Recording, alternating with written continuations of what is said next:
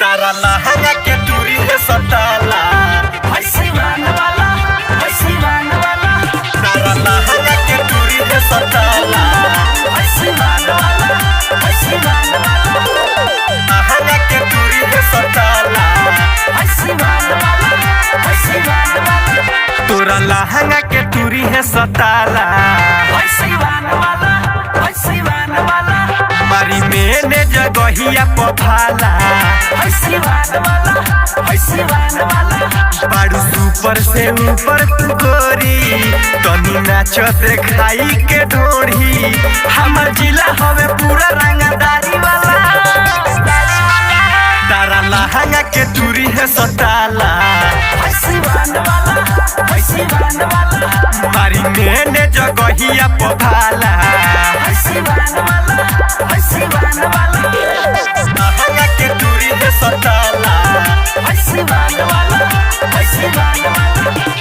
लहंगा के दूरी है सताला हसीवान वाला बाबे गोरे गोरे गाले लागो दारू तू बावले बारू सब कस तू तो बेजोड़ हो मानवतिया हमारे हई ले लो 2000 आज नाची के कोदना भोर हो नाची के कोदना भोर हो बाबे गोरे गोरे गाले लागो दारू तू बावले बारू सब कस तू तो बेजोड़ हो मानवतिया हमारे हई ले लो 2000 आज नाची के कोदना भोर हो ताहा देखिए के चढ़ल जवानी कली आज सभे मन मानी लगातार तू तो माला सरकारी वाला तारा लहंगा के दूरी है सताला हसीवान वाला बारी मैंने जगहिया पभाला हसीवान वाला खुशबू रिकॉर्डिंग स्टूडियो कहला बिशनपुरा बाजार मिक्स बाय इमाम बाबू लहंगा के दूरी है सताला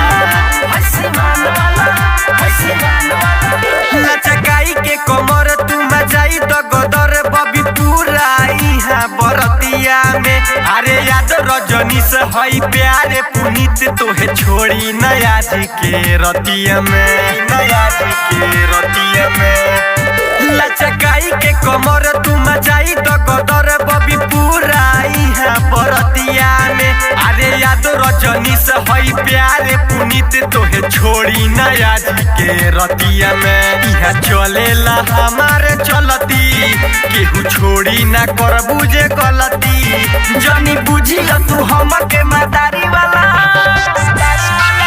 तोरा लहंगा के दूरी है सताला हसीवान